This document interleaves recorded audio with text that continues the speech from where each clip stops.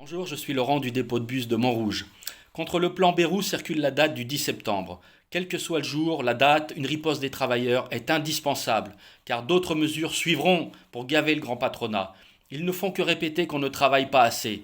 Mais que savent-ils du travail? Combien de travailleurs cumulent déjà les boulots pour s'en sortir, se privent ou privent leur famille? Alors cette dette n'est pas notre dette. Elle s'est faite pour gaver les capitalistes d'aides publiques.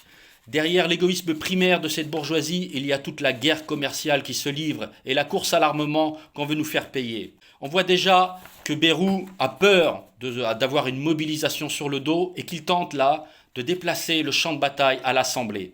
Mais même si son gouvernement tombe, tous les valets du patronat crieront à la faillite de l'État, exigeront des mesures immédiates, les mêmes ou pires. Tout ça est un piège. Il n'y a que la force des travailleurs qui puisse renvoyer la classe capitaliste dans sa tanière dorée, qui puisse inverser le rapport de force pour qu'on impose nos revendications, qu'on reprenne la main. Mais ce n'est pas en nous confinant à la maison dans un illusoire boycott. Il faut se mettre en grève.